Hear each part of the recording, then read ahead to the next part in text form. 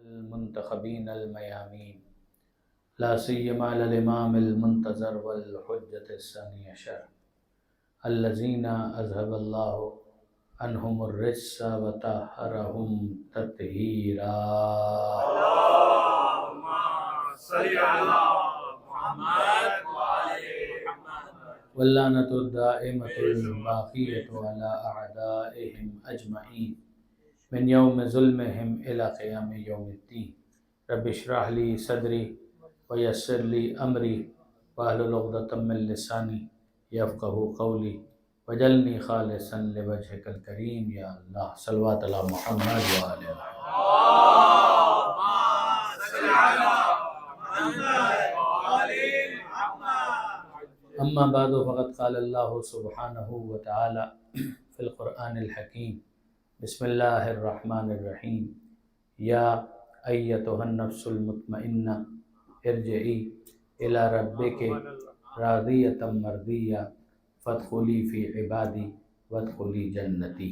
صلوات علی محمد و آل محمد. اللهم صل على محمد وآل محمد. برادران عزیز، بخاران محترم، ظاہر ہے کہ جشن ولادت امام حسین علیہ السلام کی یہ محفل ہے، تو سب سے پہلے تو میں آپ سب کی خدمت میں ہدیہ تہنیت و تبریک مبارکباد پیش کرنا چاہوں گا، خصوصیت کے ساتھ جو وارث امام حسین ہے، زمانے کا امام حضرت حجت کی بارگاہ میں، اور اس دعا کے ساتھ کہ پروردگار عالم امام مظلوم کی اس ولادت کی سعادت کے عنوان سے اس کو وسیلہ بناتے ہوئے ہم سب کی تمام دعاؤں کو اپنی بارگاہ میں مستجاب فرمائے.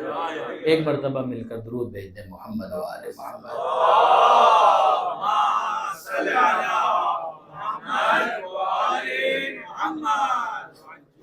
یہ گفتگو کو آگے بڑھانے کے لیے سرنامہ کلام میں جو آیت میں نے آپ کے سامنے تلاوت کرنے کا شرف حاصل کیا، یہ سورہ فجر کی اختتامی کنکلوڈنگ ورس ہے، بالکل آخری آیت ہے سورہ فجر کی، کہ جس میں پروردگار عالم نے نفس مطمئنہ کو مخاطب کیا، اے اطمینان رکھنے والے نفس، یا ایتھا النفس المطمئنہ، اے اطمینان رکھنے والے نفس، یعنی ایک ٹرینکولیٹی ہے کہ جو کسی سول نے ایکوائر کی ہے، جس کی وجہ سے پروردگار عالم نے اسے لائق خطاب سمجھا، اور پروردگار ارشاد فرما رہا ہے اے نفس مطمئنہ ارجعی الی ربک، پلٹ آ اپنے رب کی بارگاہ میں، اس عالم میں راضیۃ مرضیہ، کہ تو اپنے رب سے راضی، تیرا رب تجھ سے راضی. تو یہ دو کوالٹیز ہیں کہ جن کو پروردگار عالم نے ایک آف شوٹ کے طور پر بیان کیا ہے کہ جب نفس مطمئنہ ہے تو وہ راضیہ بھی ہوگا اور مرضیہ بھی ہوگا، اور پھر اس کے بعد نتیجہ ہے کہ فادخلی فی عبادی، کہ بندگان خاص کچھ مشتاق ہیں تیری ملاقات کے تو ان میں داخل ہو جا، وادخلی جنتی، اور میری جنت خود تیرا استقبال کرنے کے لیے آمادہ اور تیار ہے، تو اس میں داخل ہو جا. یہ تو اس آیت کا ترجمہ ہوا تھوڑی سی تشریح کے ساتھ. مگر کیا سبب ہے کہ اس موقع پر جب کہ ہم ولادت کا یہ جشن منا رہے ہیں، میں نے آپ کے سامنے اس آیت کی تلاوت کا شرف حاصل کیا؟ اس کی کوئی وجہ ہے. دیکھیے قرآن مجید بطور مجموعی پروردگار عالم نے آل محمد کا قصیدہ بنا کر نازل کیا، اس میں کوئی شک نہیں ہے کہ پروردگار عالم نے آل محمد کا قصیدہ بنا کر نازل کیا ہے. یعنی میں عرض یہ کرنا چاہ رہا ہوں کہ یہ خود ہمارے محترم جو برادران اہل سنت ہیں ان کے پاس بھی یہ قول موجود ہے کہ جہاں جہاں خدا نے یا ایھا الذین آمنو کہہ کر خطاب کیا، اے ایمان لانے والوں، اور جہاں بھی تحسین کے ساتھ تعریف کے ساتھ خطاب ہے، تو اس خطاب کا اولین مصداق اگر کوئی ہے تو مولا کائنات کی ذات ہے. اگر پروردگار نے زجر و توبیخ ہے تو معاملہ الگ ہے، لیکن جہاں خدا نے یا ایھا الذین آمنو کہہ کر مخاطب کیا اور تعریف کے انداز سے، تو یاد رکھیے گا کہ اولین اس کا جو مصداق ہے وہ مولا کائنات ہے. اور اس میں کیا شک ہے کہ اگر مومن مخاطب ہوگا تو مومن ہی تو صف مومنین میں ہوتا ہے، تو صف مومنین میں موجود مومن اگر مخاطب ہے تو امیر المومنین کیوں مخاطب نہیں ہے؟ تو یاد رکھیے گا کہ اس میں مجھے کسی قسم کا کوئی شک اور شبہ نہیں ہے. ہمارے استاد جناب علامہ طالب جوہری صاحب اکثر کہا کرتے تھے، مجلسوں میں بھی کہتے تھے، نجی نشستوں میں بھی کہتے تھے، درس میں بھی کہتے تھے کہ قرآن مجید کو خدا نے آل محمد کا قصیدہ بنا کر نازل کیا. تو ایک طرف آپ کو قرآن میں کچھ آیتیں وہ مل جائیں گی کہ جن میں تعریف ہے، کچھ آیتیں وہ مل جائیں گی کہ جن میں خدا نے ڈانٹا بھی ہے، پروردگار نے مذمت بھی کی ہے، کنڈمنیشن بھی ہے. تو یہ پھر اس کو آپ کس طریقے سے ریکنسائل کرتے ہیں؟ تو یاد رکھیے گا کہ پروردگار نے جہاں تعریف کی ہے اس کے ذریعے سے ولایت کا اعلان کیا ہے، اور جہاں خدا نے تنقید کی ہے وہی تبرے کا دوسرا نام ہے.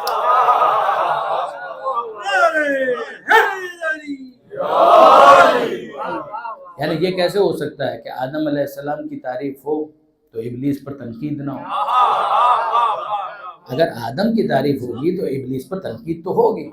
یہ کیسے ممکن ہے کہ حابیل کی توصیف ہو اور قابیل کو بھی اچھا کہا جائے؟ تو قابیل کو اچھا تو نہیں کہا جائے. حابیل کی اگر تعریف ہوگی تو یہ ولایت ہے، اور قابیل کو برا کہا جائے گا تو یہی برات ہے.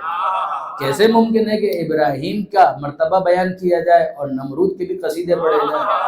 تو یہ تو نہیں ہو سکتا. ابراہیم کی اگر تعریف کی جائے گی تو نمرود کو ناری ہی کہا جائے گا، نوری نہیں کہا جائے گا. اگر موسیٰ علیہ السلام کی تعریف کی جائے گی تو نہیں ہو سکتا کہ فرعون کے قصیدے پڑھے جائیں. اگر موسیٰ کو اچھا کہا جا رہا ہے تو جو موسیٰ کے مخالف ہے وہ یقیناً فرعون ہی کہلائے گا. فرعون اگر کہا جائے گا اور فرعون کے کرتوت بیان کیے جائیں گے تو یہ تبرے اور برات ہی کا دوسرا انداز ہے. اب میں آپ سے پوچھنا چاہتا ہوں کہ اگر کوئی آدمی ہے یعنی آدم کا ماننے والا ہے تو کیسے ہو سکتا ہے کہ وہ ابلیسی بھی ہو؟ یہ ممکن نہیں ہے. اگر آدم ہے تو آدم کا ماننے والا ہے. آدمی اگر آدم کا ماننے والا ہے تو وہ ابلیسی نہیں ہو سکتا. اگر ابراہیمی ہے تو ابراہیم کا ماننے والا ہے، وہ نمرودی نہیں ہو سکتا. اگر کوئی موسیٰ کا ماننے والا موسوی ہے تو فرعونی نہیں ہو سکتا. اور اگر اسی طریقے سے کوئی محمدی ہے تو ابو جہلی نہیں ہو سکتا. اگر ابو جہلی نہیں ہو سکتا، یہ محمدی ہونے کا تقاضا ہے، تو کیسے ممکن ہے کہ کوئی علوی ہو؟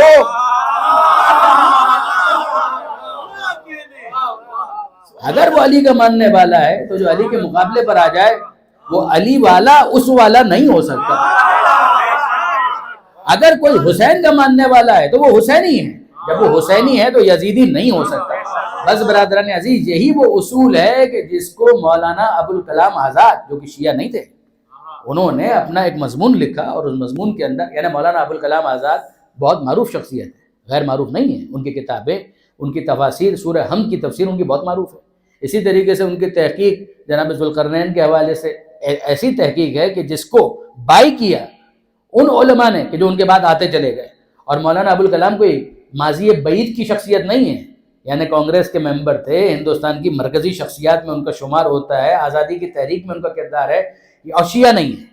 عجیب بات یہ کہ شیعہ نہیں. انہوں نے مضمون لکھا اور اس مضمون کے اندر انہوں نے تولا اور تبرہ کو سمجھایا، اور اس تولا اور تبرہ کو سمجھاتے ہوئے انہوں نے ایک بات یہ کہی کہ کیا کمال کا جملہ ہے. انہوں نے یہ کہا کہ اگر ہم یہ طے کر لیں کہ بروں کو بھی اچھا کہیں گے تو اچھوں کو کہنے کے لیے ہمارے پاس کیا باقی رہ جائے گا؟ یعنی کیا منطقی جملہ ہے، کیا لاجیکل کنکلوژن ہے. وہ فرماتے ہیں کہ اگر ہم یہ طے کر لیں، اور پھر یاد دلا رہا ہوں کہ وہ شیعہ نہیں ہیں مگر صاحب فہم ہے، صاحب فراست ہے، سمجھدار ہیں، باشعور ہیں، اتنے بڑے عالم ہیں، وہ یہ کہہ رہے ہیں کہ اگر ہم یہ طے کر لیں کہ ہم بروں کو بھی اچھا کہیں گے تو پھر اچھوں کو کہنے کے لیے ہمارے پاس کیا باقی رہ جائے گا. اب میں اپنے الفاظ میں اس کو مثال کے ساتھ بیان کروں. ان کا جملہ کتنا ہے؟ ان کا جملہ اتنا ہے کہ اگر ہم یہ طے کر لیں کہ ہم بروں کو بھی اچھا کہیں گے، یاد رکھیے گا یہ جملہ، تو اچھوں کو کہنے کے لیے ہمارے پاس کیا باقی رہ جائے گا. یعنی وہ سمجھانا یہ چاہ رہے ہیں کہ اگر ہم یہ طے کر لیں کہ جھوٹوں کو بھی سچا کہیں تو پھر سچے کے لیے ہمارے پاس کیا لفظ رہ جائے گا. اگر ہم کاذب کو بھی صادق کہیں تو صادق کے لیے ہمارے پاس کون سا لفظ باقی رہ جائے گا. اگر ہم خائن کو بھی امین کہیں تو پھر امین کے لیے ہمارے پاس کون سا لفظ باقی رہ جائے گا. اور لفظ بدلوں، اگر ہم طے کریں کہ فرار کو بھی کرار کہیں گے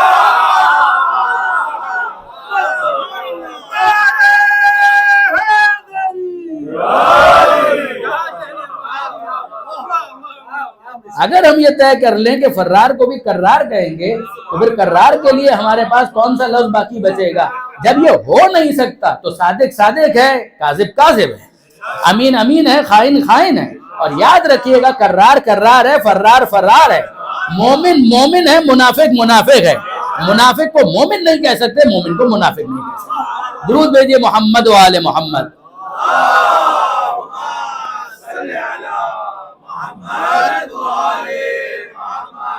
اب آپ برادران عزیز اس بطور مجموعی یہ جو میں نے تمہید آپ کے سامنے پیش کی ہے، اس کی روشنی میں اگر آپ دیکھیں گے تو یقین جانیے کہ بات بالکل واضح ہے کہ آدم سے اگر آپ شروع کریں اور خاتم تک آ جائیں، اور خاتم سے اگر آپ شروع کریں اور مہدی منتظر تک آپ آ جائیں، تو آپ کو یہ اصول طے کرنا پڑے گا. جیسے کہ ابھی ایک شعر بھی پڑھ رہے تھے، لا الہ، تو لا الہ کے اندر ہوتا کیا ہے؟ پہلے انکار کیوں ہو رہا ہے الا اللہ کے ذریعے سے؟ خدا کی توحید کا اس بات بعد میں ہے. پہلے یہ کہا جا رہا ہے لا الہ کہو، تو لا الہ کہہ کر کس کی نفی کی جا رہی ہے؟ اگر بتوں کو بھی خدا ماننا ہوتا تو لا الہ کہنے کی ضرورت کیا تھی؟ مگر لا الہ کہہ کر یہ اعلان کر دیا گیا کہ تبرہ مقدم ہے تولا پر.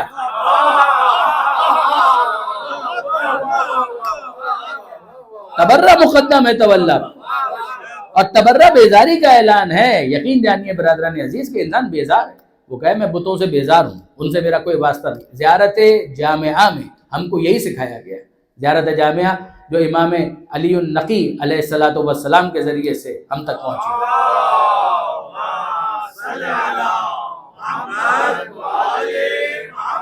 اس کے اندر جملہ یہ ہے کہ معکم لا مع غیرکم.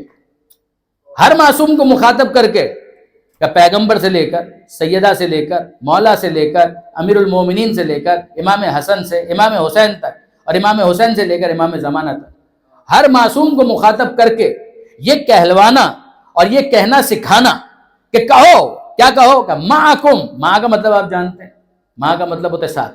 معکم، کم کا مطلب ہے آپ، تو معکم کا مطلب کیا ہوا؟ آپ کے ساتھ. کہ میں کہاں ہوں؟ کہ میں آپ کے ساتھ، میں آپ کے ساتھ ہوں. معکم، میں آپ کے ساتھ ہوں، میں آپ کے ساتھ ہوں. دو مرتبہ کہ میں آپ کے ساتھ ہوں، میں آپ کے ساتھ ہوں. لا، نہیں ہوں، مع، ساتھ میں، غیرکم، آپ کے غیر کے ساتھ نہیں. آپ نے اندازہ کیا؟ معکم لا مع غیرکم، میں آپ کے ساتھ ہوں، میں آپ کے ساتھ ہوں، میں آپ کے غیر کے ساتھ نہیں ہوں. یعنی یہ نہیں ہو سکتا کہ ادھر بھی اور ادھر بھی، نہ. کہ جب ہم علی والے ہیں تو بس علی والے ہیں.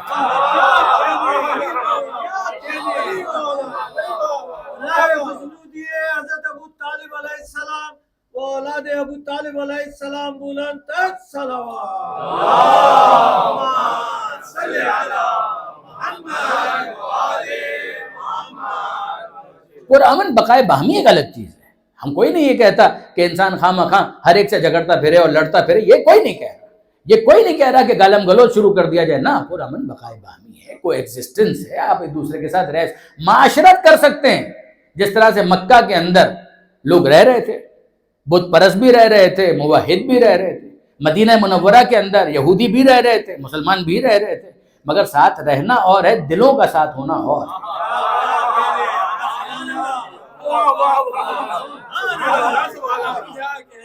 ساتھ رہنا اور ہے، دلوں کا ساتھ رہنا اور ہونا اور بات ہے. اور اسی لیے ہم نے ہمیشہ یہ کہا ہے کہ کبھی گھروں کو دیکھ کر فیصلہ نہ کریں، کبھی گھروں کو دیکھ کر فیصلہ نہ کریں. ساتھ گھر ہونا اور بات، ساتھ دل ہونا اور بات. ساتھ گھر ہونا اور بات ہے، ساتھ دل ہونا اور بات ہے. اور اگر یہ بات اور واضح کرنا چاہوں تو میں عرض کروں گا آپ کی خدمت میں کہ پہلو میں ہونا کبھی بھی دل کے ساتھ ہونے کی دلیل نہیں ہے.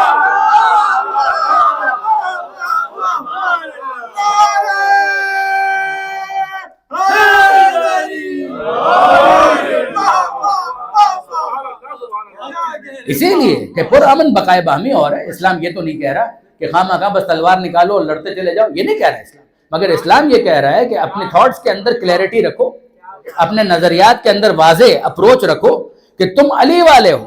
تو جب تم علی والے ہو تو تمہارا دل علی کے ساتھ دھڑکنا چاہیے، علی کے غیر کے ساتھ نہیں دھڑکنا چاہیے. یہ بات اگر میں واضح کر پایا تو اب میں آپ کی خدمت میں عرض کروں. آیت میں نے کیوں پڑھی ذرا سنیے گا.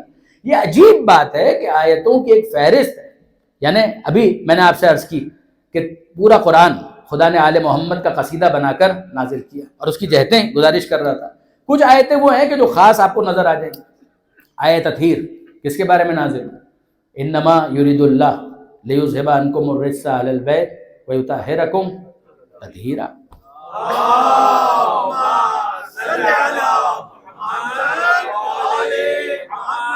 کہ جن کو چادر میں لیا وہ کون؟ صحیح مسلم سے پوچھیے، صحیح مسلم سے پوچھیے کہ اس کے اندر کون کون شامل ہیں. صحیح مسلم میں یہ تعداد آپ کو مل جائے گی فہرست کے ساتھ، تعداد بھی مل جائے گی، فہرست بھی مل جائے گی. یعنی پنجتن کے لیے یہ آیت نازل ہوئی. امام حضرت مسلم یعنی جناب مسلم ابن حجاج نیشا پوری، آپ جانتے ہیں صحیح ہے جب کہا جاتا ہے تو یہ دو کتابیں مراد ہوتی ہیں، بخاری اور مسلم. 6 کتابیں، صحیح ہے 2 کتابیں، یعنی 2 صحیح کتابیں. یہ ایک جملہ میں آپ کی خدمت میں عرض کروں، یہ بھی حضرت علامہ مفتی نصیر الاجتہادی صاحب کا بڑا کمال کا جملہ ہے. وہ تو ظاہر ہے کہ الفاظ کے بادشاہ تھے، آپ میں سے بزرگان تو یقیناً جانتے ہیں، اور اگر بچوں نے نہیں سنا ہے اور اردو کا ذوق ہے تو ضرور ان کو سننا چاہیے. نصیر الاجتہادی صاحب نثر میں نظم کی پڑھا کرتے تھے، قوافی کے اوپر جو ان کی دسترس تھی اور تسلط تھا، واقعاً لا ریب کہ اس کی آپ کو نظیر، اس کی مثل آپ کو بہت مشکل سے ملے گی.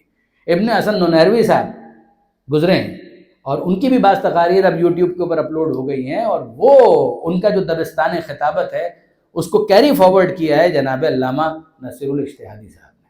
تو جناب علامہ نصیر الاجتہادی صاحب وہ ایک بات کہتے تھے، وہ فرماتے تھے کہ بھائی اب تو صحیح مسلم میں آ گیا،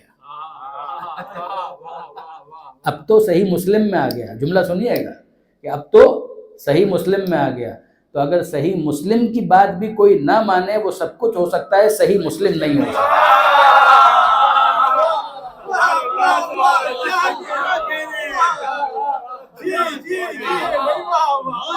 تو صحیح مسلم میں آ گیا، تو صحیح مسلم کی بات بھی اگر کوئی نہ مانے تو پھر وہ سب کچھ ہو سکتا ہے، صحیح مسلم تو نہیں ہو سکتا. تو اس کے اندر جناب زید بن ارقم کی پوری ایک روایت حدیث موجود ہے کہ جناب زید بن ارقم نے اس کو ایلوبریٹ کیا، پھر ازواج کے حوالے سے بھی ان کا ایک تبصرہ موجود ہے. میں اس تبصرے کو بھی آپ کے سامنے اس وقت ڈسکس نہیں کر رہا، میں تو صرف اتنا کہنا چاہ رہا ہوں کہ آیت تطہیر سورہ احزاب قرآن مجید کا 33واں چیپٹر اور 33 چیپٹر کی 33 ورس اور اس 33 آیت کا ایک حصہ ہے کہ جس کو آیت تطہیر کہا جاتا ہے، کہ جس کے اندر کیا ہے کہ اللہ نے یہ اعلان کیا کہ ارادہ پروردگار یہ لیذھب عنکم الرجس اہل البیت، ہر رجس و نجاست کو دور رکھے اے اس گھر والوں. اس پر توجہ، اے اس گھر والوں. یہ اہل البیت صرف اہل بیت نہیں ہے، اہل البیت.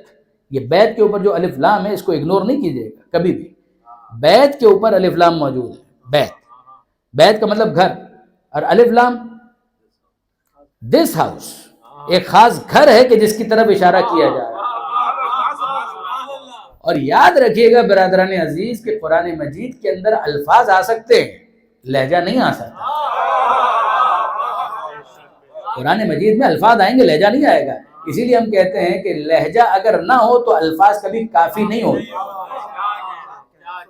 آپ نے غور فرمایا، اگر لہجہ نہ ہو تو الفاظ اگر صرف لکھ دیے جائیں تو یقین جانیے کہ الفاظ کبھی کافی نہیں ہو سکتے. جب الفاظ کافی نہیں ہو سکتے تو قرآن بھی کافی نہیں ہو سکتا.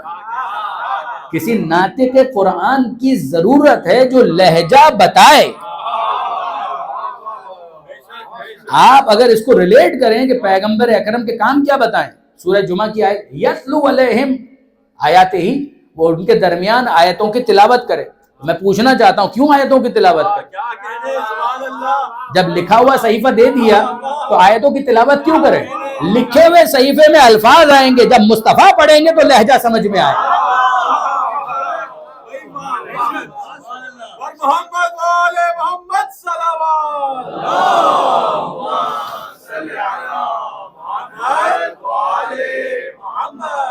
لیذھب عنکم الرجس اہل البیت، اے اس گھر والوں. جب اس گھر والوں کی بات آئے گی تو لہجے کی بھی ضرورت ہے اور اشارے کی بھی ضرورت ہے کہ اشارہ کر کے پن پوائنٹ کیا جائے کہ وہ گھر کون سا ہے، وہ کون سا گھر ہے. یعنی یاد رکھیے گا برادران عزیز، ازواج رسول میں ان کے احترام کا قائل ہوں، میں ان کے احترام کا منکر نہیں ہوں، ان کے احترام کا قائل ہوں، مگر میں پوچھنا چاہتا ہوں کہ یہ ازواج رسول ایک گھر میں رہتی تھی؟ کیا ازواج رسول ایک گھر میں رہتی تھی؟ جواب یہ ہے کہ جی نہیں، ازواج رسول ایک گھر میں تو نہیں رہتی تھی، ان کے تو حجرے الگ الگ تھے. تو جب ان کے حجرے الگ الگ تھے تو یہ بیت ہے یا بیوت؟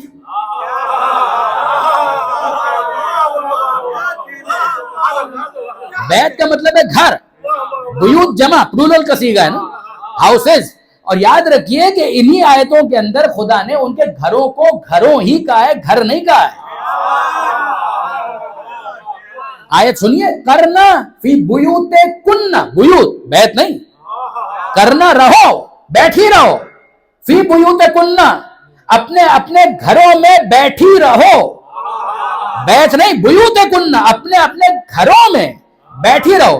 تمہارا گھر ہے اور تمہارے گھر کی جمع بیوت ہے، تم تک منتسب ہے، تو کہا جائے گا کرنا فی بیوت کننا، اپنے اپنے گھروں میں بیٹھی رہو، بیٹھی رہو اپنے اپنے گھروں میں، باہر نکلنے کی ضرورت نہیں ہے، باہر نکلنے کی ضرورت نہیں ہے۔ اب میں آپ سے عرض کروں کہ جب کسی ضرورت کے لیے باہر آنے کی گنجائش نہیں ہے تو جنگ کے لیے باہر آنے کی گنجائش کیسے ہو جائے؟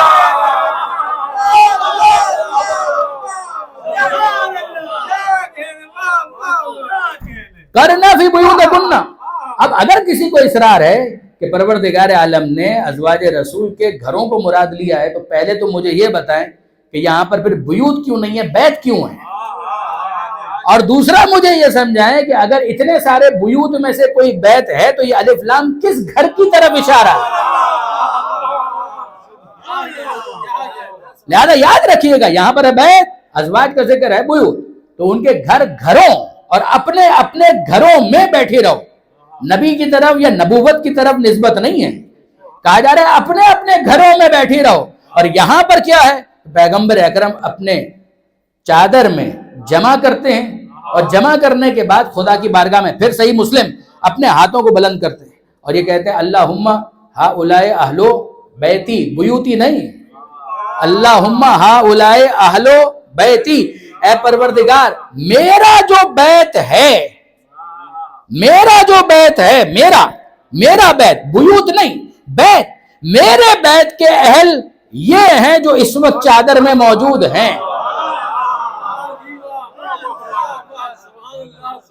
میرے گھر کے اہل یہ ہیں جو اس وقت چادر میں موجود ہیں۔ تو چادر کے ذریعے سے پیغمبر اکرم نے ایک بیت بنایا، اشارہ کیا مالک یہ ہیں میرے گھر والے، یہ ہیں میرے گھر والے۔ تو اب ہوا کیا برادران عزیز، کبھی کبھی یہ ہوتا ہے کہ کبھی کوئی اپلیکیشن آتی ہے، پیپر سبمٹ کروائے جاتے ہیں اور الیکشن کمیشن کی طرف سے اپروول مل جاتی ہے اور پھر آگے جا کر سپریم کورٹ سے ریجیکٹ ہو جاتا ہے۔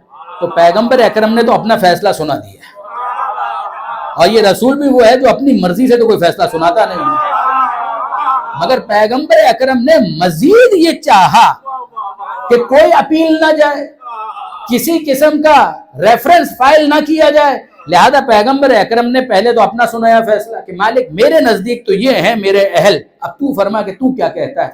تو یاد رکھیے گا جو فیصلہ الیکشن کمیشن کا تھا وہی سپریم کورٹ کا بھی تھا۔ پیغمبر نے کہا اللہم ہؤلاء اہل بیتی، مالک یہ ہے اہل، تو پروردگار نے کہا ہم بھی کہتے ہیں یہ ہے اہل اور باقی سب نا اہل۔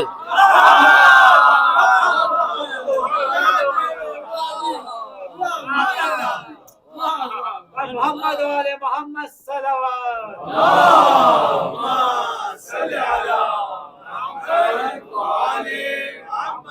کہ یہ ہیں اہل اور باقی سب نہ، جو چادر میں ہیں وہ اہل، جو چادر سے باہر ہیں وہ سارے کے سارے نہ اہل۔ اور اب ذرا دیکھیے کہ یہ آیت اطہیر علی شامل ہیں، سیدہ شامل ہیں، حسن شامل ہیں، حسین شامل ہیں، امام حسین اس میں شامل ہیں، اور پھر میں آپ کی خدمت میں عرض کروں خود پیغمبر اکرم شامل ہیں۔ ابو سعید خدری رضی اللہ تعالی عنہ یہ بھی پیغمبر اکرم کے جلیل القدر صحابی ہیں، اور انہوں نے پیغمبر اکرم سے سوال کیا کہ اللہ کے رسول یہ کس کے بارے میں نازل ہوئی آیت؟ تو پیغمبر اکرم نے کہاں سے شروع کیا؟ یہ نہیں کہا کہ علی کے بارے میں، یہ نہیں کہا حسن کے بارے میں، یہ نہیں کہا حسین کے بارے میں، یہ نہیں کہا سیدہ کے بارے میں، شروع یہاں سے کیا نزلت فیہ، یہ آیت نازل ہوئی ہے میرے بارے میں، فاطمہ کے بارے میں، علی کے بارے میں، حسن کے بارے میں اور حسین کے بارے میں۔ اب آپ اندازہ کیجئے کہ پیغمبر اکرم نے خاص طور پر کیوں کہا میرے بارے میں، علی کے بارے میں، حسن کے بارے میں، حسین کے بارے میں، سیدہ کے بارے میں، کیوں سب سے پہلے اپنا ذکر کیوں کیا؟ میں آپ کی خدمت میں عرض کروں پیغمبر اکرم کے جو الفاظ ہیں نا، پیغمبر خود فرماتے ہیں انا افصح العرب، عربوں میں اگر فصیح ترین کوئی گفتگو کرنے والا ہے تو وہ میں ہوں۔ لفظوں کو برتنا، لفظوں کا انتخاب، کمپوزیشن، سلیکشن آف ورڈز کہ یہ پیغمبر اکرم کی جتنی اپروپریٹ ہوتی ہے کسی اور کی نہیں ہوتی. تو پیغمبر اکرم سب سے پہلے اپنا ذکر کر رہے ہیں. یقین جانیے جس طرح سے بیوت کا مسئلہ حل کیا البیت کہہ کر قرآن نے، اسی طریقے سے پیغمبر اکرم نے ایک بہت بڑے مسئلے کو حل کر دیا. اپنا ذکر سب سے پہلے کیا. کیا کیوں؟ دیکھیے نہیں مانتے تو انکار کر دیتے ہیں، ان کے بارے میں نہیں ہے، انکار کر دیتے ہیں. اور پھر جب راہ فرار نظر نہیں آتی کسی فرار کو،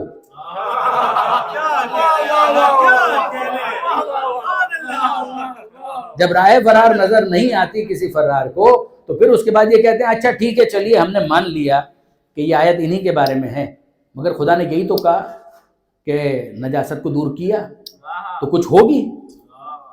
نعوذ باللہ کوئی نجاست ہوگی کہ جس کو خدا نے دور کر دیا، پاک کر دیا، تو اس کا مطلب یہ ہے کہ کچھ تو ہے کہ جس سے پاک کر دیا. اب آپ نے غور فرمایا، نجاست دور کر دی تو کچھ ہوگا کہ جس کو دور کر دیا، اور یہاں پر کہ پاک کر دیا تو کچھ تھا کہ جس سے پاک کر دیا. پہلے تو مچل کے کہہ رہے تھے وہ شامل ہے یہ شامل ہے، اور جب کوئی راہ نہیں ملی تو انہوں نے کہا ہاں ٹھیک ہے انہی کے بارے میں، مگر اس کا مطلب یہ ہے کہ کچھ تو ہے جس کو خدا نے دور کر دیا. اب آپ کو اندازہ ہوا کہ پیغمبر اکرم نے کیوں کہا تھا، کیوں کہا تھا پیغمبر اکرم نے میرے بارے میں نازل ہوئی ہے. اب چادر میں سب سے پہلے تو مصطفیٰ خود ہے، مصطفیٰ خود موجود ہے. اب ذرا سنبھل کر ترجمہ کرو کہ کچھ ہے کہ جس کو دور کر دیا. اور میں انہی سے سوال کرتا ہوں اگر دور کر دیا تو جو آپ کا عقیدہ تھا اس کا بنے گا کیا؟ جب شب بعثت پیغمبر اکرم کو، شب معراج جب پیغمبر اکرم کو لے جایا جا رہا تھا معراج پر، ایک آپریشن تو اس وقت بھی کروایا تھا کہ پیغمبر اکرم کا سینہ چاک کیا، دل نکالا، اور دل کو دھو کر آب زمزم سے دھو کر. کمال ہے، یعنی واقعاً ذرا دیکھیے محرف کا ذہن جاتا ہے تو بھی کہاں تک. یہ پھر ایک دفعہ مجھے علامہ طالب جوہری صاحب یاد آئے کہ اگر ذرا سی ذوق کے اندر بلندی ہوتی تو کم سے کم تحریف کے موقع پر آب زمزم نہ کہتے، آب کوثر کہتے.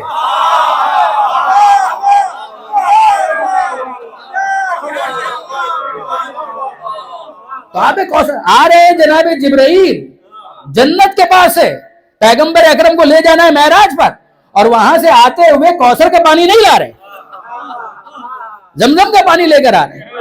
یعنی زمزم اپنے تمام تر احترام کے باوجود، علامہ کا جملہ ہے وہ فرماتے ہیں کہ بہرحال زمزم کا پانی تمام تر احترام کے باوجود، اس کے تقدس کے باوجود، مگر آخر میں کیا ہے کہ اسماعیل کی پیروں کی دھوون.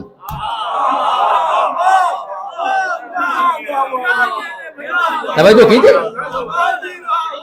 تمام تر احترام کے باوجود میں زمزم کے پانی کی عظمت کا معترف ہوں، مگر سوال یہ پیدا ہوتا ہے کہ تاج کو جوتے سے نہیں ملانا چاہیے. تاج تاج ہے، جوتا جوتا ہے، اہمیت اس کی بھی اہمیت اس کی بھی ہے، مگر پیغمبر اکرم کے باب میں ایک آپریشن تو آپ نے اس وقت کروایا تھا، ہم تو اس کو بھی نہیں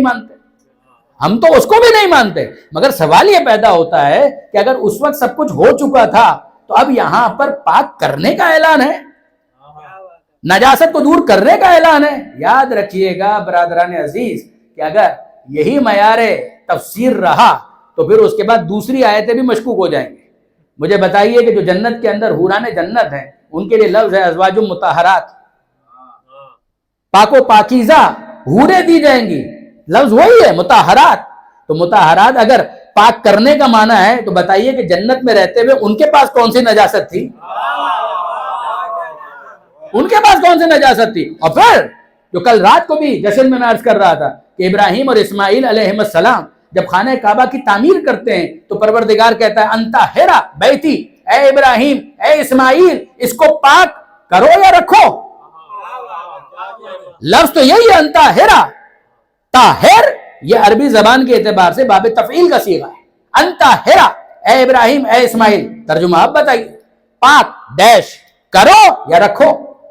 ابھی تو بنایا ہے، کون سی نجاست آ گئی؟ ابھی تو بنایا ہے، کون سی نجاست آ گئی؟ کوئی نجاست نہیں ہے، اس لیے ترجمہ ہوگا پاک رکھو. ہم یہی کہتے ہیں جو پہلے سے پاک ہو انہیں پاک کیا نہیں جاتا، پاک رکھا جاتا. جو پہلے سے پاک ہو انہیں پاک کیا نہیں جاتا، انہیں پاک رکھا جاتا ہے۔ اب آپ اندازہ کیجئے کہ ابراہیم اور اسماعیل دونوں نے پاک رکھا، تو کب تک وہ پاک رہا؟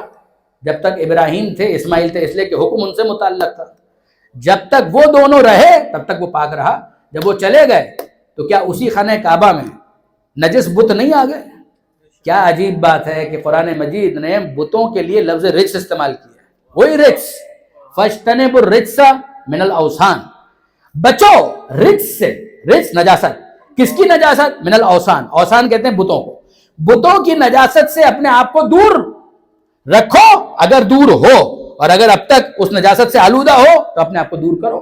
اب میں آپ سے پوچھنا چاہتا ہوں کہ یہ جو فاجتنبوا الرجس من الاوثان یہ کہا، تو کیا خانہ کعبہ میں بعد میں بت نہیں آ گئے؟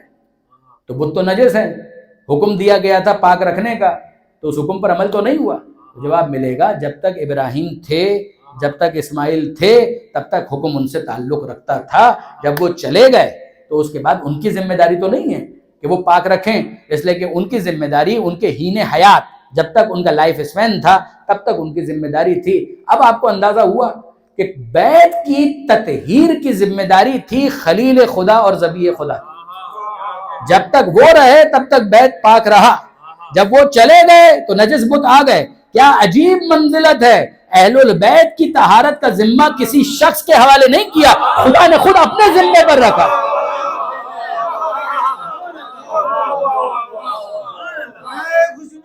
امام زمانہ علیہ السلام بلند تر صلوات۔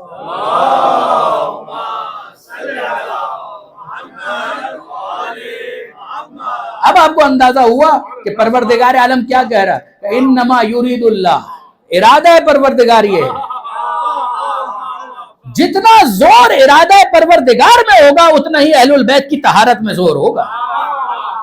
انما امرہ، خدا کا ارادہ کیا ہے؟ سورہ یاسین، انما امرہ اذا اراد شیئا ان یقول له کن فیکون۔ امر پروردگار یہ ہے کہ جب وہ کسی چیز کا ارادہ کرے تو وہ کہتا ہے کن، ہو جا، فیکون، اور وہ چیز ہو جاتی ہے۔ فاصلے کے لیے نہیں آتا، فا آ گیا اس کا مطلب بلا فاصلہ۔ ارادہ پروردگار جب سے ہے تب سے طہارت آل محمد ہے۔ ارادہ پروردگار جب تک رہے گا طہارت آل محمد رہے گی، اور جب ارادہ پروردگار میں دوام ہے تو طہارت آل محمد میں بھی دوام ہے، کنسسٹنسی ہے، پرپیچولیٹی ہے، تسلسل ہے، دوام ہے۔ آپ نے غور فرمایا برادران عزیز؟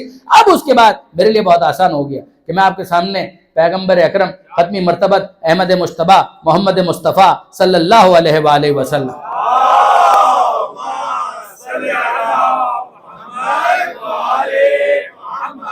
اب آپ ذرا دیکھیے کہ اس کا ربط کیا ہے۔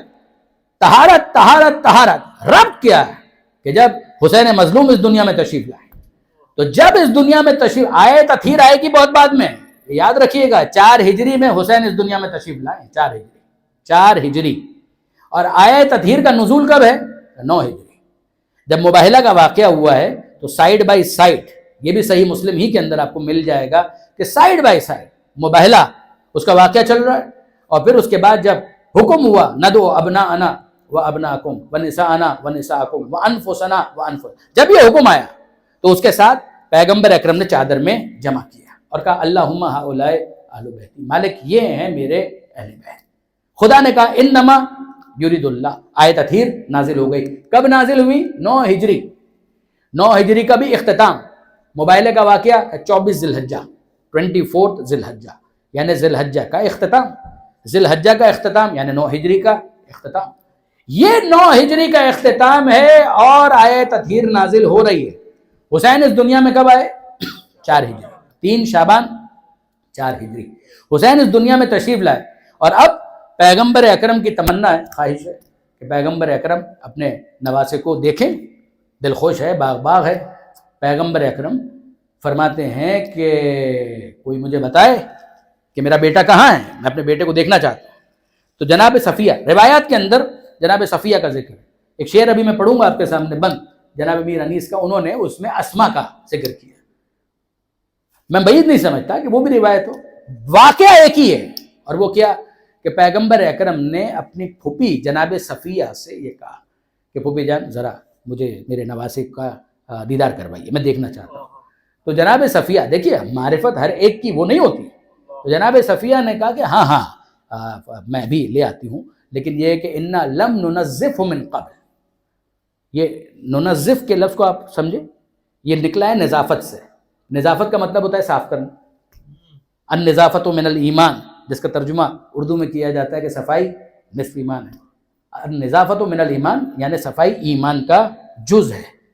لیکن محاورے کے اعتبار سے با محاورہ ترجمہ کے صفائی نصف ایمان.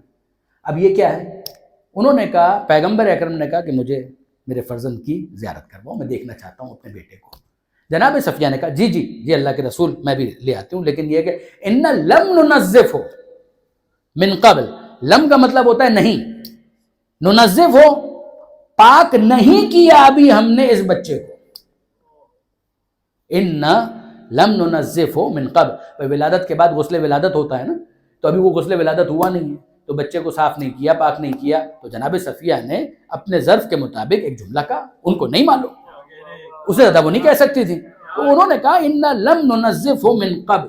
تو پیغمبر اکرم نے یہ جملہ سنا، اور جملہ سننے کے بعد مسکرائے، اور پیغمبر اکرم فرماتے ہیں انتی تنزفین، اے پھوپھی جان آپ اس کو پاک کریں گے.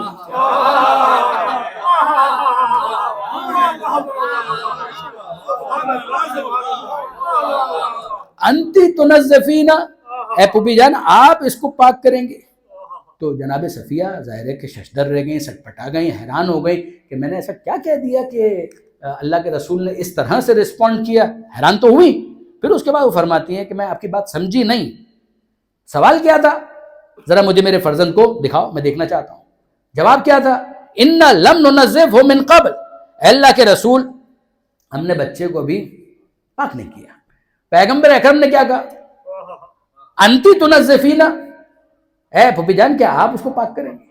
جناب صفیہ کہتی میں سمجھ نہیں پائی. اب پیغمبر اکرم نے کنکلوڈ کیا ان اللہ نزفہ و طہرہ، آپ اس کو پاک کریں گے جس کو خدا نے پہلے سے پاک و پاکیزہ بھیجا ہے.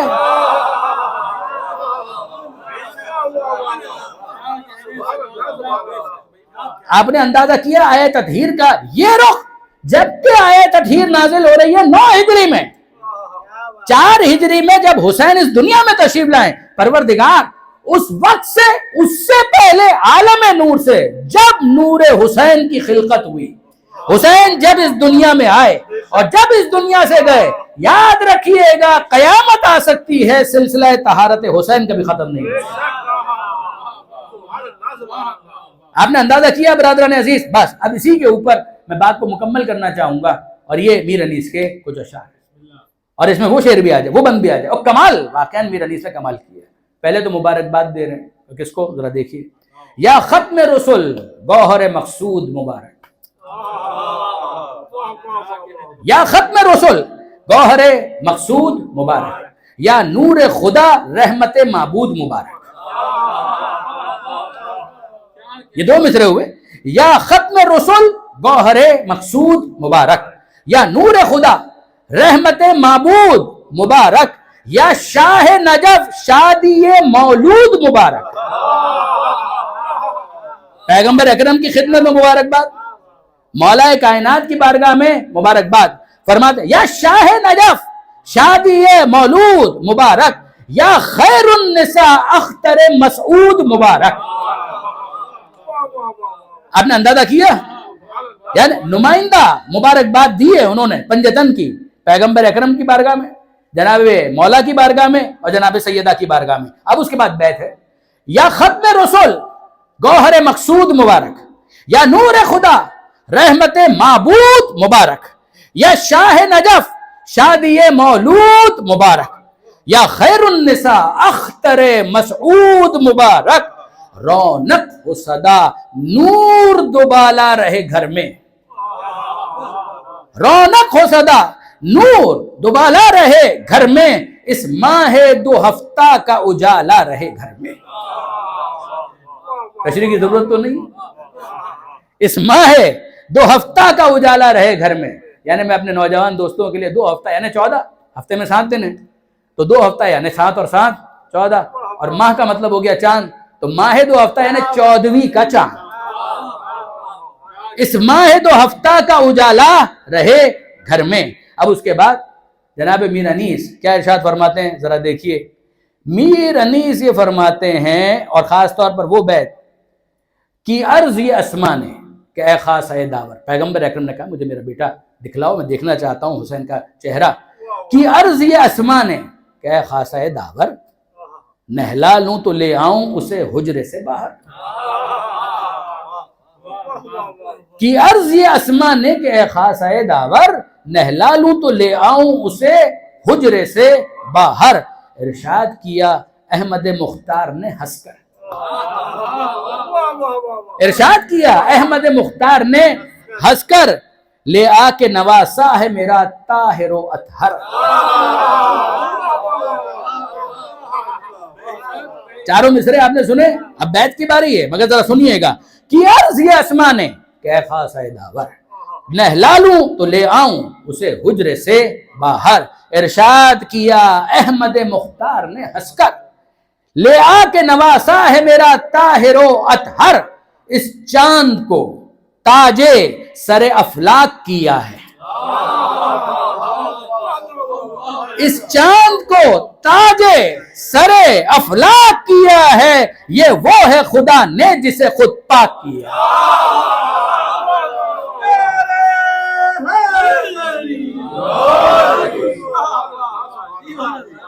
بار اللہ تجھے واسطہ محمد و آل محمد کا اس قلیل توسل کو قبول فرما۔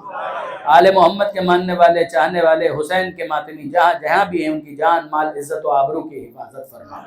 مالک ہماری حسین مظلوم کے صدقے میں دعاؤں کو مستجاب فرما، بیماروں کو شفا عطا فرما، جو بے روزگار ہیں عزت کی روزی عطا فرما، جو برسر روزگار ہیں برکت عطا فرما، جو بے اولاد ہیں حسین کے صدقے انہیں صاحب اولاد فرما، جو صاحبان اولاد ہیں تربیت کی توفیق عطا فرما، پرچم اسلام کو سربلندی عطا فرما، عزاداری عزاداروں عزاخانوں کی حفاظت فرما، زمانے کے امام کے ظہور میں تعجیل فرما، ہمیں ان کے آوان و انصار میں شمار فرما۔ خوشی اور مسرت کے اظہار کے لیے 3 مرتبہ بآواز بلند درود بھیج دیں محمد۔